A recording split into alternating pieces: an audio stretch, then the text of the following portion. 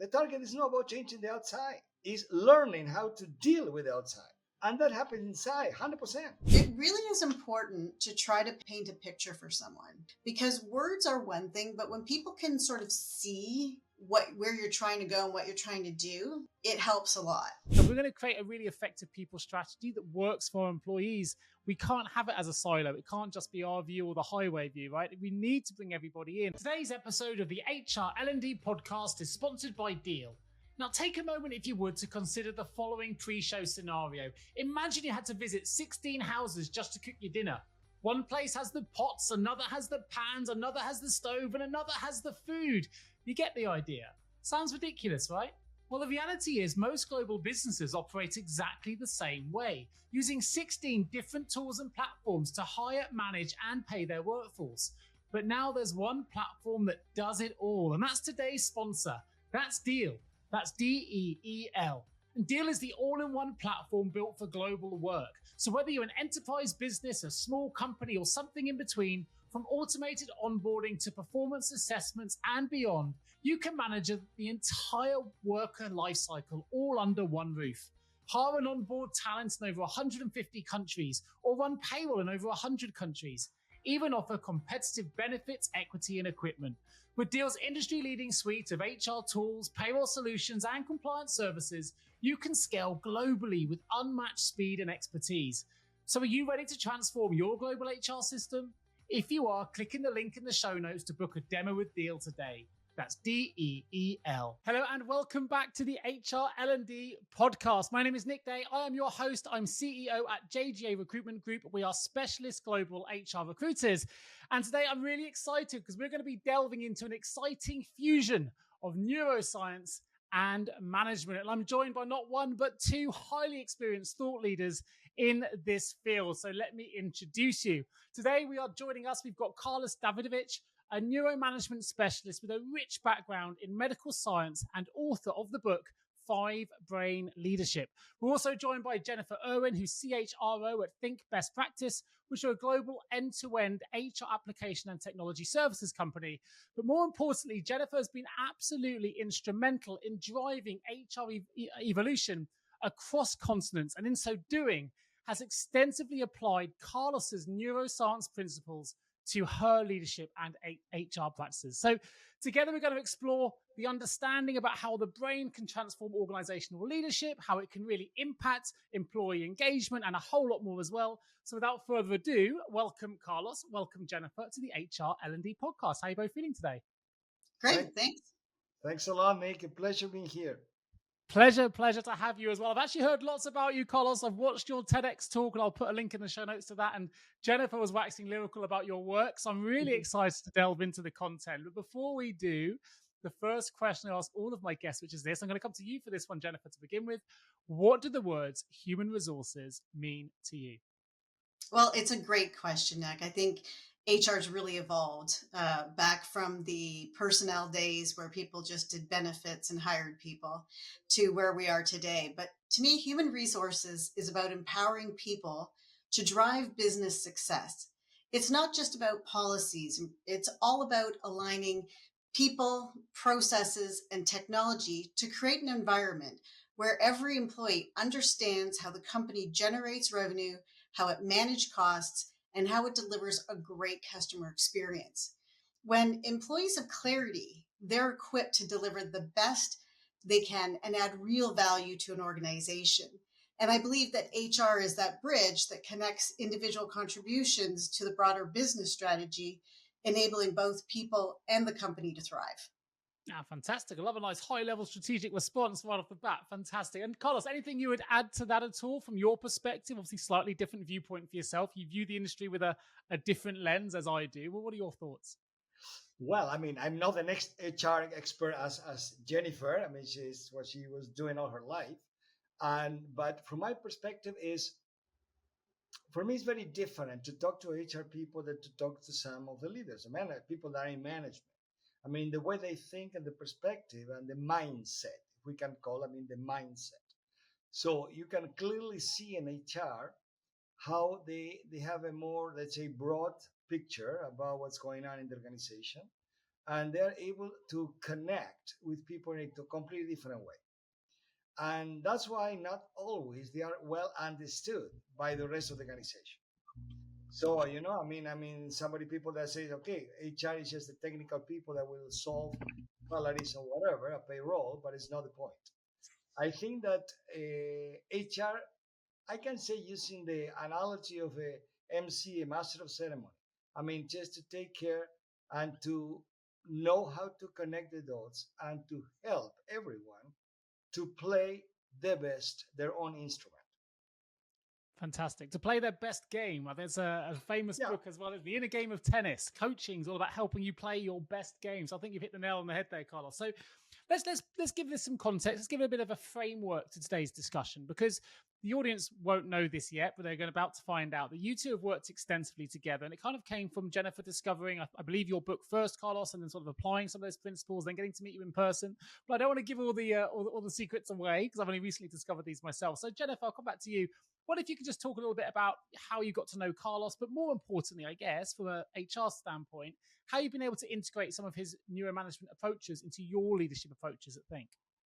Well, it's an interesting story. So in a previous role at another company, I was responsible for curating the annual leadership conference. And through a mutual colleague of ours, I got introduced to Carlos. And so our colleague and I went to meet Carlos, and he started going through sort of the basics of neuroscience, neuromanagement, and how to use the understanding of the brain to affect more positive change and outcomes in organizations. And I was so fascinated. I said, okay, got to stop here. We're going to spend the next 2 days. Take me through everything you have, all your content, so I can better understand how do I leverage it. And so we did several conferences together, both within my organization and an industry organization that I was a member of. And then Carlos came out with his book, and I was so impressed with it that, we connected again, and we just kept going on in our conversation and really looking at how do we best leverage the 5-Brain Leadership book. So I have my copy here. You can see it's got tons of markers in there, all the brilliant little nuggets of information. And the thing I love about the book is that it talks about our 5 brains, which Carlos will probably talk about soon. We have 3 in our head and then 2 in our body. And just understanding how those 5 brains all work together. The oldest part of the brain is the reptilian part of the brain, and I think it's about 500 million years old. The mammalian part of the brain, the reptilian brain is the survival brain: fight, flight, freeze, food, shelter, clothing, sex, basic necessities of life. The mammalian brain is like what you would find in horses, and it's where a lot of the motion in the body resides. And then you've got the neocortex, which is logical, rational thinking. But the other 2 other 2 brains, which are really interesting, one is the heart and one is the gut. And if you think about any time that you start feeling a little anxious or nervous, you usually feel it in your gut, or your heart beats real fast, your breathing starts going. And so understanding that in between the neocortex and the other parts of the brain is this thing called the amygdala, and it scans the universe for threats. And when it senses that there's a threat, it flushes red and doesn't allow all the logical, rational thinking from the neocortex to get to the decision-making parts of the brain, which are, out of the 5, those 4 are all emotional, and only 1 is logical and rational. So when you understand that, you can now understand how you use this knowledge to affect change in the organization. And change is the only constant. It's the only thing that's not going away. So that's how I've leveraged it. So every time we do a change initiative, I use that understanding to sort of test things out. And the great thing about Carlos's book, in each chapter, there's these exercises you can do to actually apply his concepts. And it's fascinating. Brilliant. Well, what a fantastic way to start. And actually, I've got some familiarization with this. I've got another podcast, which you may or may not be aware of, called Mindful Past. And we had a whole episode dedicated to something called the second brain, as I understood it, which was the gut brain you talked about, and gut health and how that influences things. And it's just something that I'm really fascinated in. But these other brains are something new to me. I'm familiar, as I'm sure our listeners are, with the left-sided brain thinking and right-side brain thinking. But this takes it to a whole new level. So, Carlos, coming to you, I wondered if, just building on Jennifer's response, if you can explain how understanding brain function and neural processes can really help us with our decision making, and particularly in relation to leadership within an organization. Excellent. First of all, I mean, I want to congratulate Jennifer. She knows everything. I love it. Absolutely. I had a good teacher. So well. I will only add, Jennifer. I mean, this is, I will say, is not none of them are working alone, let's say, independently. They're all connected. So this is when I use this analogy or metaphor, whatever you want to call it, I mean, of the five brains, mainly to represent different narratives that we have inside, all of us. So, like Jennifer said, the reptilian brain is the narrative of survival.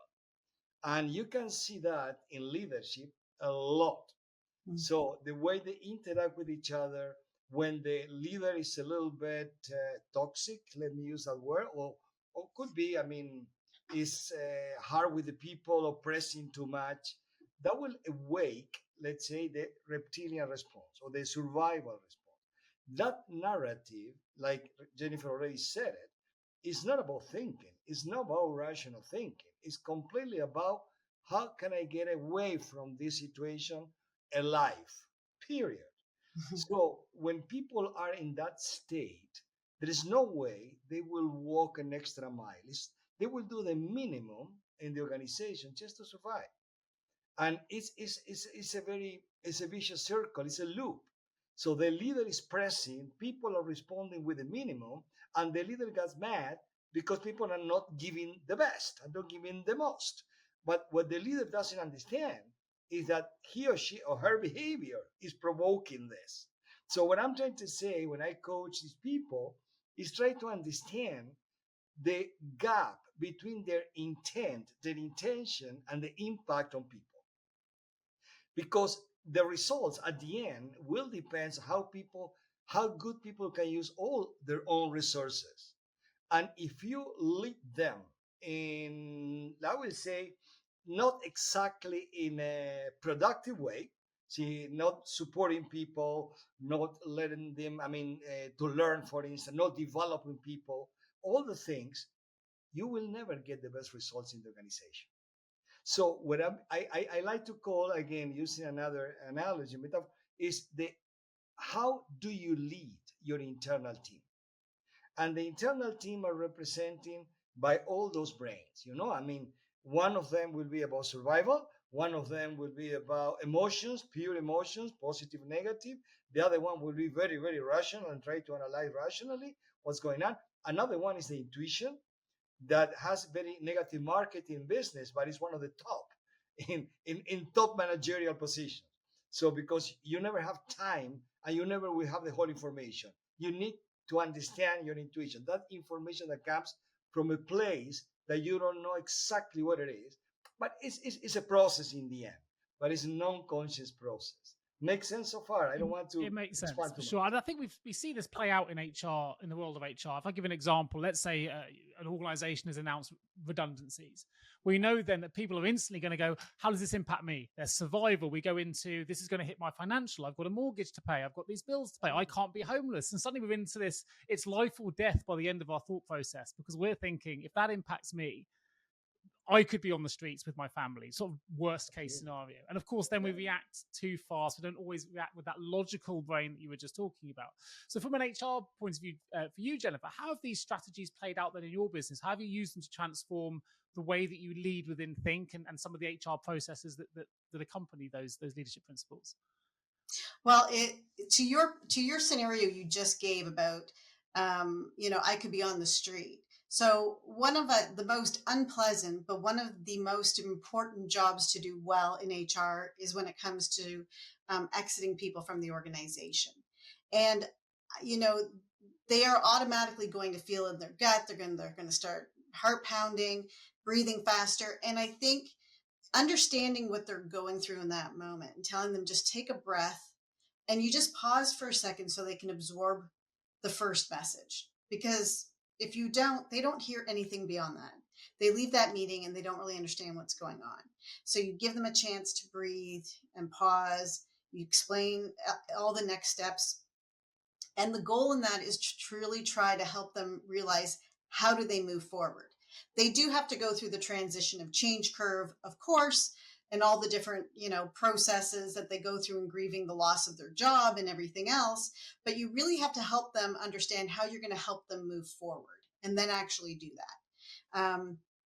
And when it comes to leaders, helping them understand what their employees are going through and how they may react to something. As Carlos said, how do you lead your team internally? How do you communicate with them?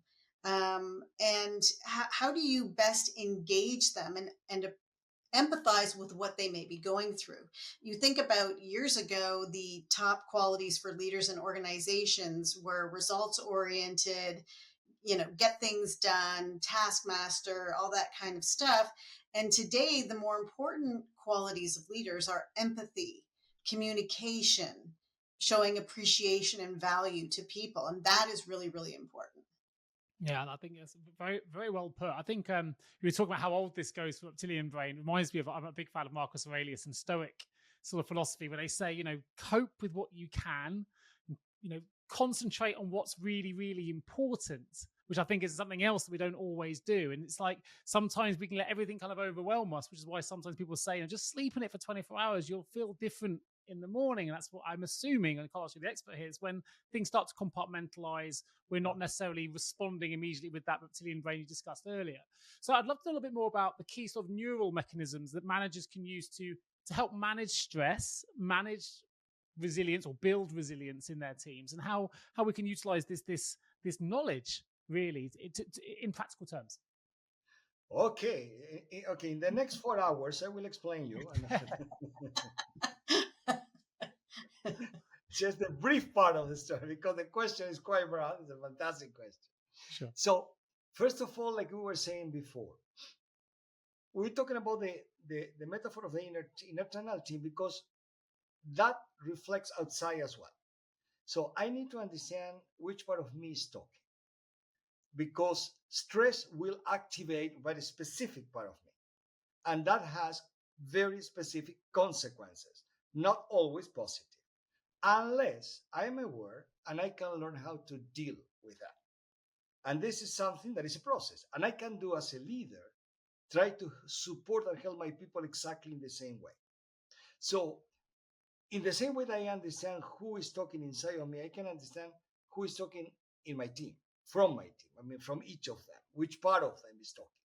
And then I can perfectly build the right speech, the right narrative to talk to each of them. Makes sense what I'm saying? So it's not about rational thinking. And like Jennifer said, 80% of the inputs that we receive and that we will give out, let's say, are emotional. So that is, I would say, one of the many reasons that I need to learn how to deal with my emotions and the emotions of others. Stress is a very interesting concept, and very briefly and I will be provocative here, stress is positive, it's not negative. Stress is a physiological mechanism to be able to deal with the world. So without stress, we cannot even get up in the morning, wake up in the morning and just go and cross the street. So stress is a normal and healthy process. What we call stress technically is called distress. That is when it's too much and I'm not able to manage. So it's like a bell curve. At the beginning, there is I would say, a healthy level of stress. Stress that I need to learn how to keep myself in that place. There are many techniques that can help us to stay in the range of a healthy stress, where my productivity will be at the high.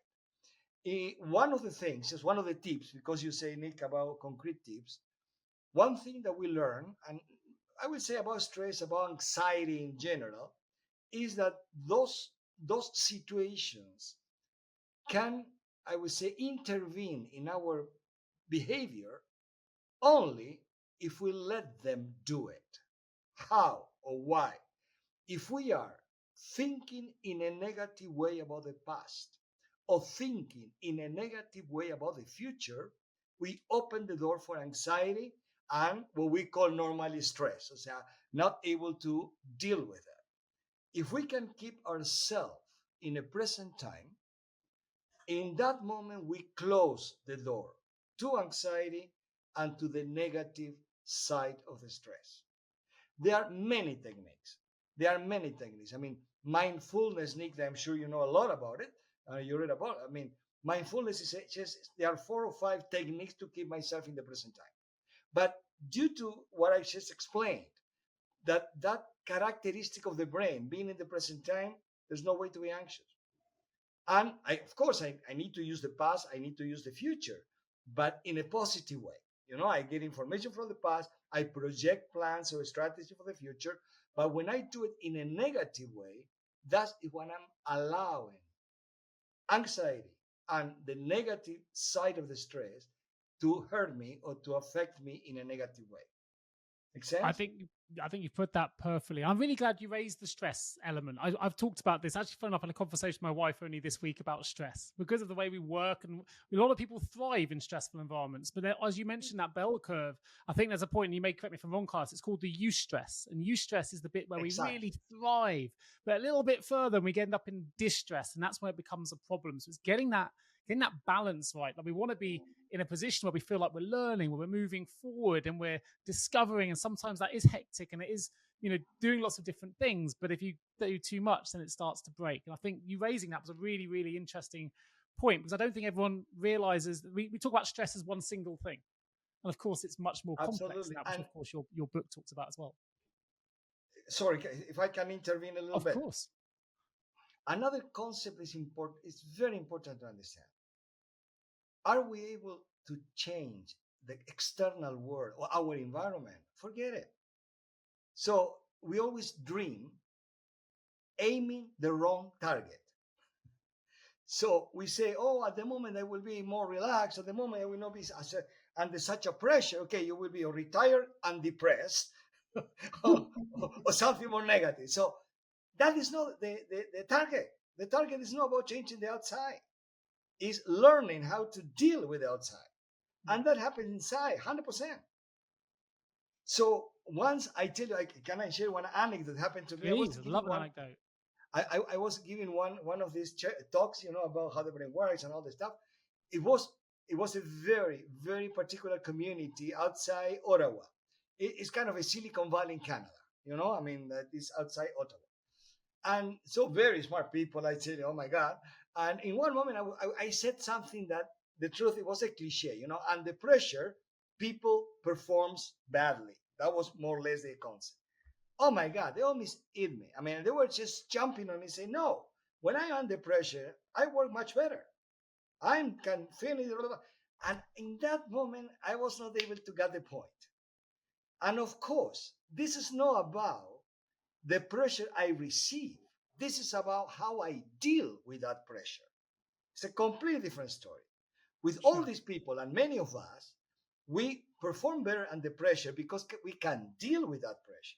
We can manage that pressure. The moment we stop being able to deal with that, we're out of the game. And then panic attack, anxiety, blah, blah, blah, and all the things that we know. So what I'm trying to say, again, let's aim the right target. This is about inside, and this is not about outside. Because the outside will keep being like this or even worse, the VUCA world and all the stuff that we know. So the VUCA world will be VUCA world. I mean, during the pandemic went to the next level, and that's not going to change. That's not going to change unless you change your life dramatically, but it's a different story. But most of us, we cannot do it. So focus on what can you do with yourself.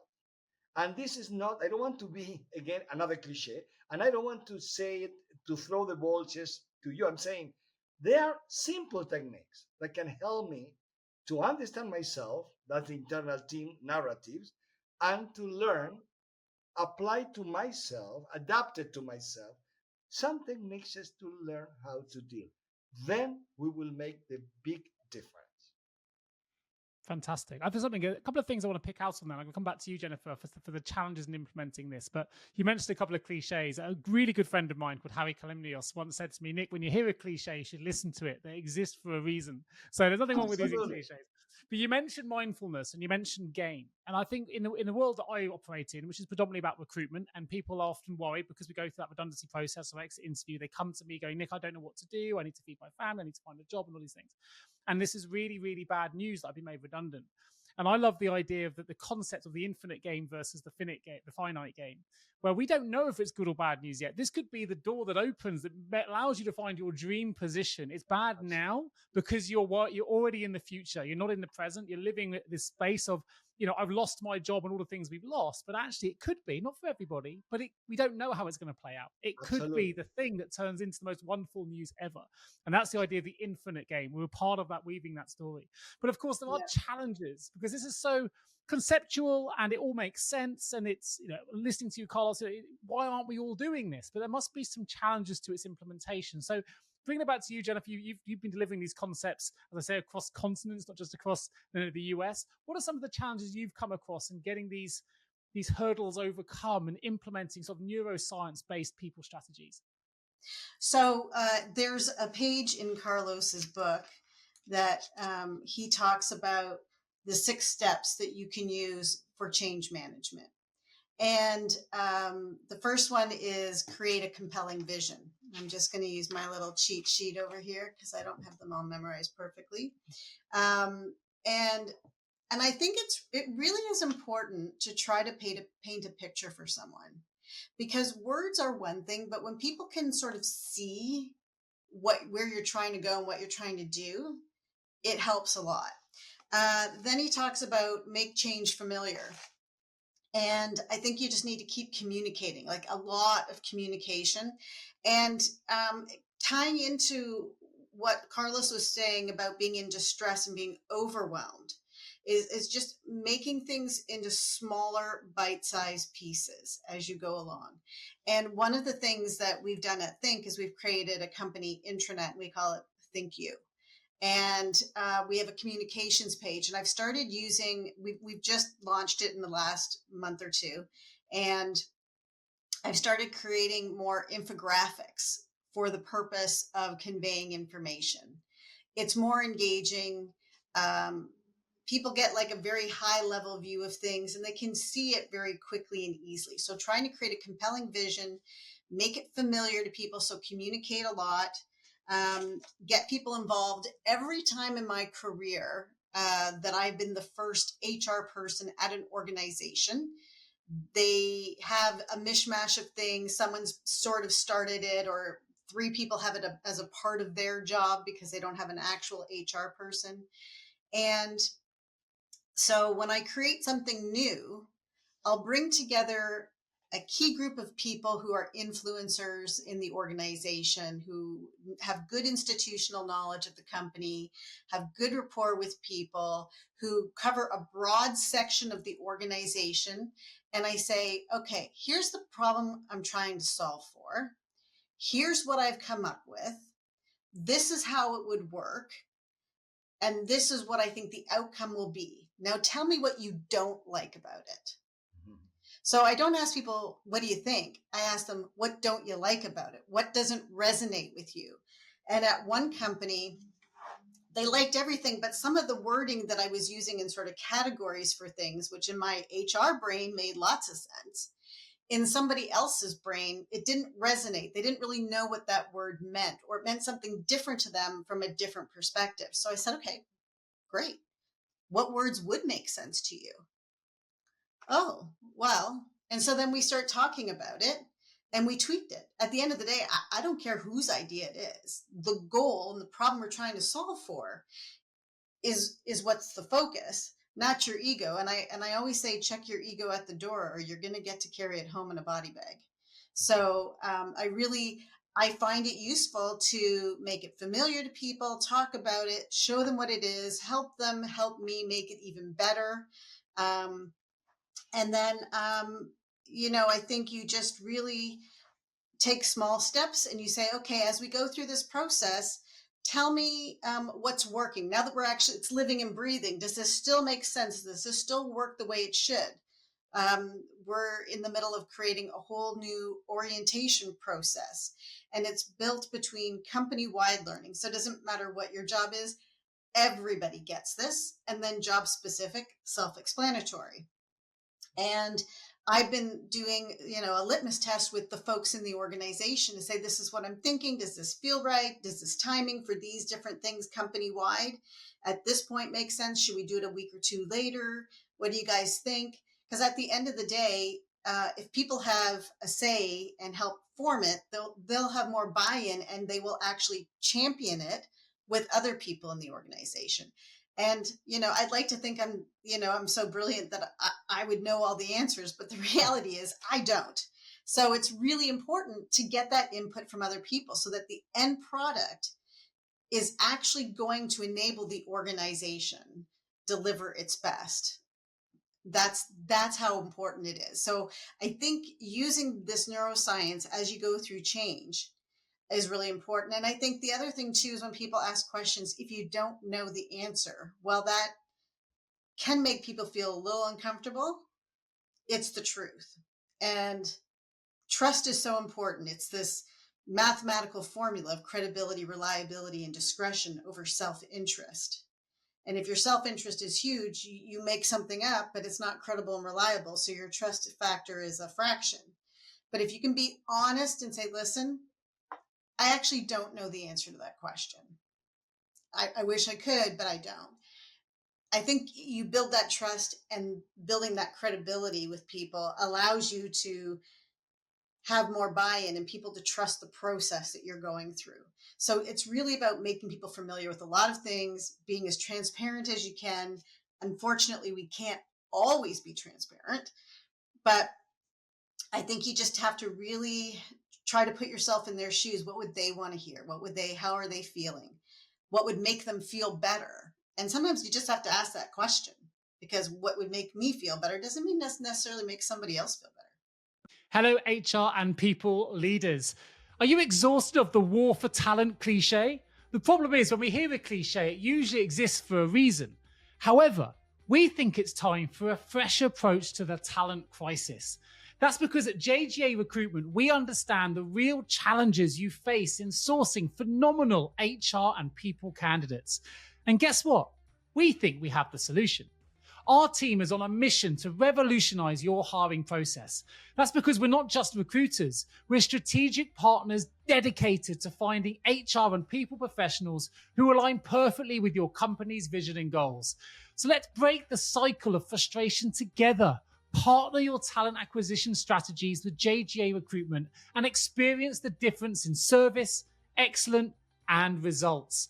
No longer do you need to suffer the costs associated with a poor hire, because with over 100 five-star Google reviews and already trusted by many of the world's leading brands, why don't you take action today? Contact us at jgarecruitment.com to discover how we can help transform your HR and people teams. And here's a bonus. When you visit us, you can sign up for our weekly HR newsletter that's packed with invaluable industry insights and more. Let's revolutionize your HR talent acquisition strategies together and make the war for talent a cry from the past. Visit jjrecruitment.com to find out more. Sure. Something I like about that, we've had Stephen Covey on the show, who wrote the book Trust and Inspire, I think it's here, and The Speed of Trust, of course, 2 books. And when he came onto the show to talk with me, he really brought that concept to life. If you can't build trust in your business, you can't inspire your employees. So it was really interesting you brought that to the fore. But what I really liked from an HR lens, of course, is your approach there was very inclusive and inclusive of different opinions.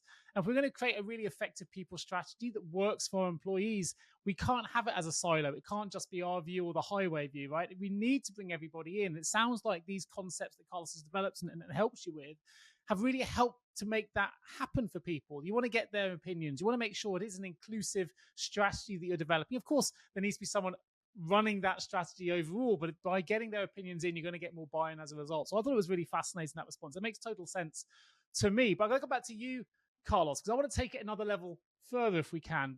Jennifer's given us a great insight there in terms of communication, I think was the word you used. You talked about getting people collaboration and getting them involved. But I know as well from your concepts, it can go further than that. It also really helps with motivation and linking to trust and inspire and employee engagement, of course. So what other kind of neuromanagement techniques can we utilize in our organizations to improve those two aspects, the motivation and the engagement aspects of our workforce? It's a great question. It's a question that I would say is a big question. Because when We've got another 4 hours, it's fine. When you talk to leaders, and when I talk to people I coach or in the workshops, and I ask what is an issue with your team, 100% of the time they talk about engagement, they talk about motivation. They say, I don't know how to motivate them. I mean, they don't want to do it, or they do it at the minimum. So there is something about engagement and motivation that is not easy to solve. I will bring something that is quite old already. I saw the work that was done in MIT, and Sinek was the one who promoted quite broadly about what really motivates people at work. What are the really triggers of motivation? Remember, I mean, I'm sure, Nick, you know about it, but they're basic things. So and we sometimes we lose the focus on that. Without motivation and emotions, they have the same root, Latin root, I mean, as a word. Motivation means to awake certain emotion that will help me to want to do something, right? But emotions are there. There's no way to be aware of a way of emotion. But what I'm trying to say, there are three components that were proven by this research that are the real motivator. One is mastery. And mastery defined as, I mean, what else can I learn? How can I be developed? It's not about promotion, it's about learning more. It's about feeling that I can really master whatever I do. And that applies to every single level. The other one is autonomy. And autonomy is, what is the level of freedom that I have to make decisions? And of course, an organization needs to be organized, needs to be structured, don't get me wrong. But this is, let's say, maybe the other extreme will be micromanagement. Yeah, I mean, so that is it really plays against motivation, because people know that only one person is making all the decisions.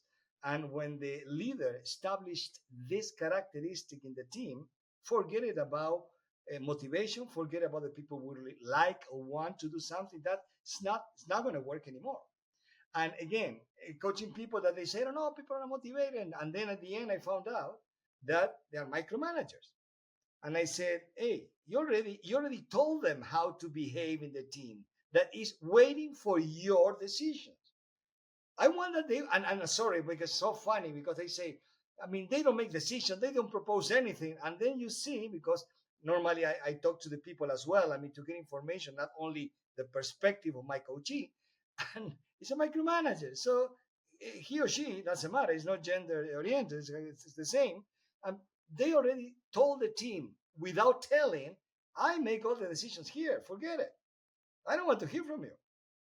So they always remember the old saying, the team will always dance the music of the boss. And doesn't matter that the boss knows how to dance, yes or no. That's not the point. The point is that we always mimic our leader, our boss. And so when something goes wrong in the team, I always turn the mirror to the leader. I say, tell me how you behave. Tell me how you talk to them. How much freedom do you give to them? How much autonomy they have to make decisions? Yeah, I mean, and this is so important that we lose the sight of all the things. So we talk about mastery, we talk about autonomy, and the third one, gosh, I lost you now. Purpose. Sorry, and this I recommend always to people I coach. I say, write it, put it in your agenda from time to time. Ask them what is their purpose on what they're doing. And the typical answer, I already told them many times, I don't care. It's not about what you said, it's what they remember, or what they embraced, or what they really bought about what you said. It's a completely different thing. So ask from time to time, what is the purpose? Because there are different purposes. And it's important to keep it alive, because all of us, we need to have a purpose in this life. Personal, money, it's not to define which one. They are no better than worse. The best purpose is the one that matches with you, period. It's the one that you want. But I tell the leaders, keep that concept of purpose alive, asking for them, not just getting into this routine that people start forgetting why they are there. Yeah. And it's interesting, Nick, like I've just launched our second employee engagement survey. And one of the questions I ask was something along the lines of, do you want to build your career here and develop? One of the answers was yes, or they agree, they whatever. And one of the answers was, I actually don't want to change my career. I'm really happy doing what I'm doing. That's the mastery. So for that, now I don't know who the person was because it's anonymous, but it's really important that when you talk about career development for people, it's not always, a promotion up, a lateral move over. Sometimes people just really want to be the best they can possibly be at what they're doing. And that is totally okay. And not providing that as an option on a survey about your career development means that it's not value and it's not valuable. Sure. And so it's just really making sure people understand that whatever their motivation is good. And we just have to understand how to best feed it. Exactly. I mean, I think you mentioned at the start of the show when you were talking about what human resources means to you, that the only constant is change, right? And I think something that's quite interesting here is as managers and leaders, and I'm sure I'm guilty of this as well. I lead a big team. I've got my own business and things like that, is we assume that the purpose they told us, even if we've asked them and investigated that early on, is still the same now. And of course, our purpose can change. Our lives change. We're not always privy to the things happening outside of our workforce. So sometimes we can make these assumptions which are incorrect. And I think one of the other assumptions which we can make, and certainly I've done this as well, I'm guilty for sure, is we assume that other people's purpose and mission is going to be the same as ours. That because I've gone through the ranks and been promoted in your instance there, Jennifer, we assume everyone else wants the same, that everyone else wants to get a better increase to their salary. And actually for some people, particularly in the modern world of work, which I see at scale as a recruitment owner, is actually people do value family time more than financial gain. They value different things. So we can make the mistake, of course, of assuming based on our own values and our own purposes. Absolutely. So I think just revisiting that piece that Carlos and yourself have mentioned is really, really important. Sorry, one other thing I was going to mention, and is just one of the things that we're doing now at Think is, as part of employee engagement, we're doing Think Olympics. So in light of what just recently went on with the Olympics and the Paralympics, we have 5 heats between now and the end of the year. You can, and it's online games that we're doing, that you ask people a question, and whoever answers it the first and gets it right gets 90 points, and the next person who gets it right gets 85 points, and so on and so forth. Over the course of all these 5 heats, they collect individual points, but they're also on a team, and there's 5 teams, the same color as the Olympic rings. And each of those teams are made up of multi-geographical, multi-disciplined people in the organization. And so it's an opportunity to build connections with people who might not otherwise have connections in their day-to-day work. Yeah. Building those connections builds collaboration, builds familiarity. But the key thing that I wanted to mention about all this is that the team with the most points at the end of the 5 heats gets time off of work paid, because that's what they value, is time with their family. Right. So I would definitely like to play that, by the way, for sure. I'm a big game. I love games of any kind. My team went out and did something called the Cube here on Friday and had a great time, sort of team building and doing these mini games. I think it's a great way to build engagement and motivation, all the things we've discussed. What I'd like to know, though, just take that concept, and you can use that one as your example. I know you maybe not got to the end of that yet, but certainly you talked about the internet system you developed. You've been implementing these principles for some time. what have been some of the outputs for those listening? They go, actually, okay, this sounds great, but what's been the output? What's been the result of the principles you have been implementing? We've talked a lot about the process of implementation, but I think it's really important our listeners understand the benefits that can be obtained by going through that process. And I'd probably like to come to both of you for this, because I'm sure you've got some case studies, Carlos, but I'll start with you, Jennifer, if I may.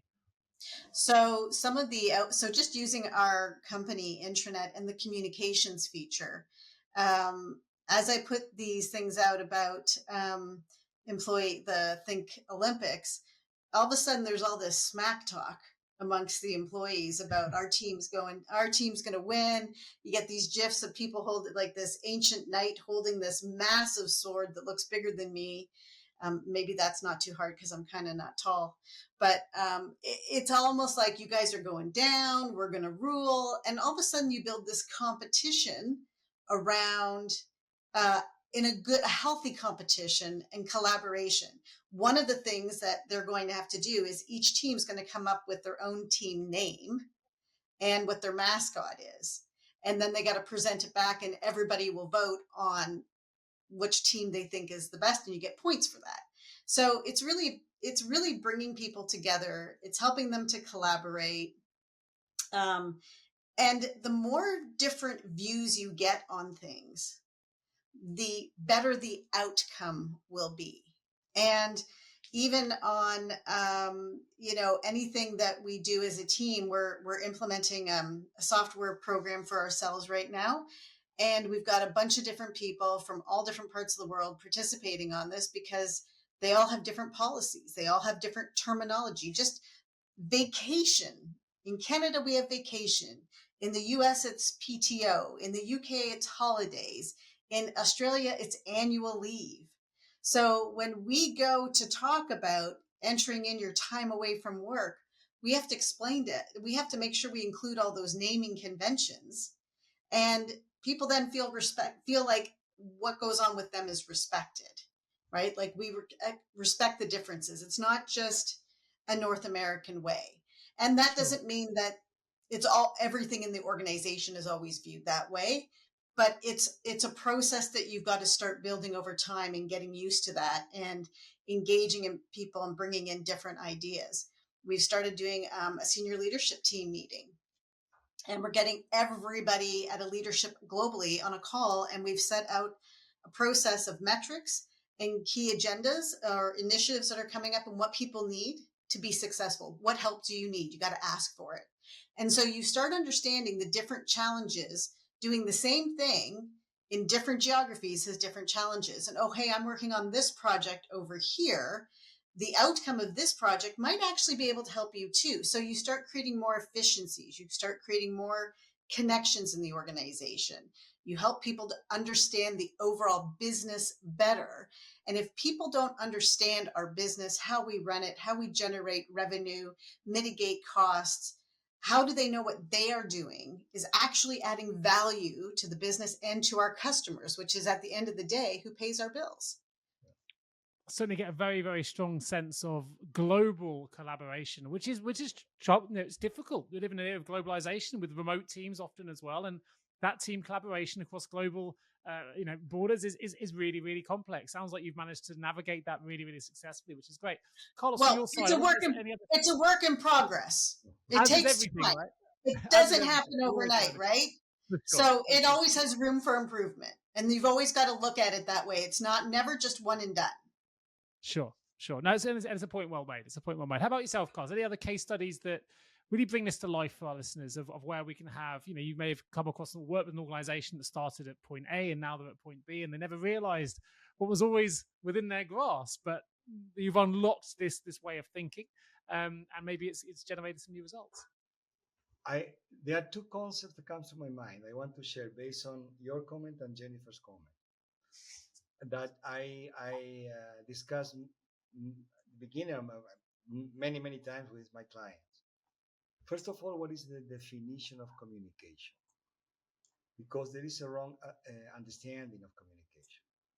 Communication, the definition is the capacity or ability to speak the other person's language, not mine.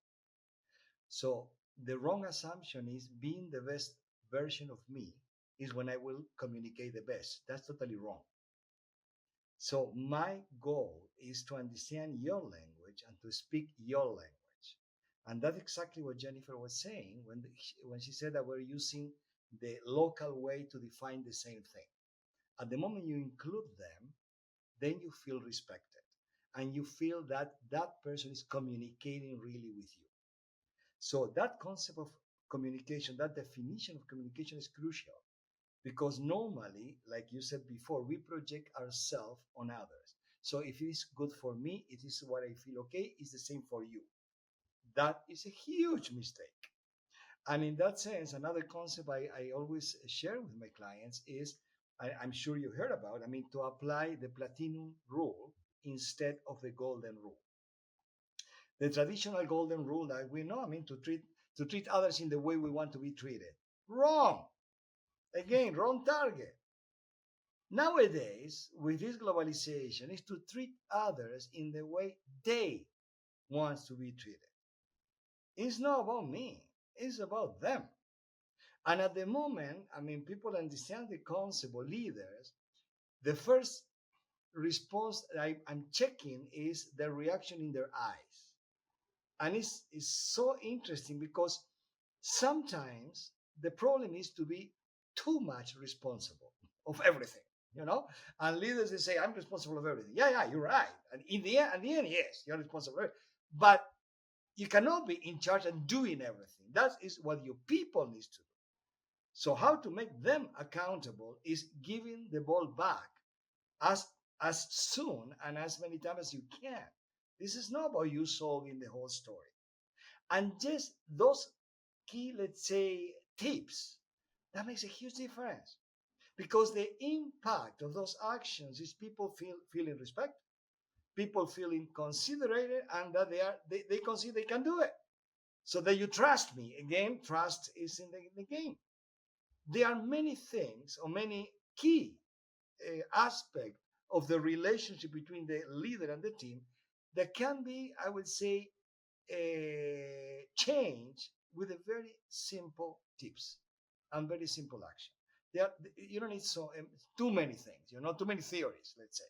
So in the way you talk to people, in the way you delegate to people, and that is something that really, really makes the impact on others. I don't know if I'm responding to your question, Nick. Yeah, I think the word that I would add to what you've already mentioned brilliantly, and it's something that I learned maybe 5 years ago that I found very helpful for me, and I know it lives in the world of coaching as well, which is it can be really empowering to be asked how you would solve a problem rather than someone come to me and say, Nick, I don't know how to do this, and me just give them a response. The most empowering thing you can do is say, well, how would you solve that problem? What do you think we should do? Rather than, and sometimes as leaders, it's easier. We're always busy. It's very easy for us to go, just do this. But it's not empowering for the person that has to go and deliver that project. They may know of doing it a different way. So I think everything you've mentioned there is absolutely, right on the money. And has a very concrete and negative consequences. The moment you tell people what to do, you need to do it all the time. And you cannot do your job. So one of the most powerful, I will just repeat what you said, question in leadership is, what do you propose? Yeah. And it's interesting that it's not used so often. The what you propose, I tell you, it creates magic in the way people can start coming. But in the end, we'll let the leader to do the job that needs to do. Because, all the time, I'm very busy. Yeah, but doing what? It's also a subtle way to delegate, because often as leaders, we take all the responsibilities on our back. We think we have to do everything, but by asking them what they would do and empowering them to go do it, actually relieves some of that stress we talked about earlier, some of that pressure, and it empowers them at the same time. It's kind of win-win. I know you're going to jump in with a comment, Jennifer. I'd like to see what you're about to say. Well, it's really true. The Think Olympics, I'd love to say it was my brainchild. It wasn't. I got on a call with 2 colleagues and said, here's what we need to come up with some sort of engagement. It can't be anything that's going to exclude anyone or not be part of, what do we need to do? And one of the girls on the team came up with do something about the Olympics. So then we came sort of brainstormed together and came up with Think Olympics. And I said, okay, you guys go away, think about it. Tell me what you're proposing, what we do, how we would do it. And they came up with some great ideas and way better than mine, which is why I always ask the question, what do you not like about what I'm proposing? Right? Like you just get so much better insight when you ask people to give you feedback or to tell you what they think or what they propose. And in times with my kids, even when they've had a problem, I'm like, okay, so what are you going to do? Oh, I don't know. I said, sure you do. And they'd say, and Carlos knows my kids, and and they would say, I don't know. I said, sure you do. Even if it's a bad idea, what's an idea? What's one thing that you could do? And then, okay, so what would be bad about that? What would be good about that? Okay, so what about another one? You teach them how to start problem solving for themselves, even if they don't feel in the moment because they're feeling overwhelmed. They can't think logically and rationally, and their emotions are running wild. And if you bring them back to the present moment, okay, take a deep breath. Now tell me, let's look at one thing here. What's one thing we can do? And just start one at a time and you start focusing on that. All of a sudden the noise starts to go away and they actually have the ability to come up with their own solutions. And it just helps build self-confidence. And it doesn't matter whether it's your kids or whether it's your colleagues or your direct reports or whatever, but what do you feel like you should do? What do you think you should do? What's your gut telling you is going on with this person right now? And ask questions seeking to understand, not to validate your own preconceived notions. And if you go in with that mindset, we'll get back to mindset. If you go in with that kind of mindset, seeking to understand, you will come out with such better results. There's something, you used the word there, insight. And I think it was Michael Neal. I'm pretty sure it was Michael Neal when I read this. And this hit me like a little light bulb moment. And it's so obvious. And maybe everyone is already aware of this when I say this out loud. But for me, I wasn't. But he said insight is sight from the inside. And when you ask these kind of questions, you gave the example with your children, it allows them to explore what their answer is. That's where you create these insights, sight from the inside. So I'm going to credit that to Michael Neal. But for me, that's when that word started to have some more resonance. It meant more for me then. What do I need to look inside to find the action? And I want to finish the show today with that concept of insight. We're coming back to you, Carlos, if we can. And just, this book has had such a profound impact on the way that you lead your organization, Jennifer, but also in your family life and things like that as well. It's been a lot broader, the impact, than just HR strategy, right? So with insight being the key word here, Carlos, I wondered if you could just bring the book to life a little bit for our listeners. If they've enjoyed what they've heard so far on the show, they want to know how they can utilize the teachings in your book in their own HR context or strategy, or even in their home lives, perhaps. What can they discover from the book? Tell us a little bit more about it. And I think that'd be a nice way, perhaps, just to round off today's concepts. So the question is about insight or the question about the book? Question about the book, which I'm sure is full of insights. One of the concepts that we touched a little bit about, today is about the bias and the unconscious cognitive bias. This is one of the last chapter. And because Jennifer said, this is about the process of change, it's about mindset. But bias is a very strong concept that we need to talk about. How much we think that we all are seeing the same picture, we are not. So we don't see the world as it is, we see it as we are, right? Remember that's the same. So, and that is something that is in the book, is the last chapter, because for me is something that if we can understand just our individualities, and that we said it before, that we are not thinking the same way, we are not seeing the same thing the same way, that opens huge world of possibilities. And regarding listening, regarding understanding others, regarding letting others to get to their insights. In my coaching practice, for me, each session is a discovery. I go to each session thinking what I'm going to learn now.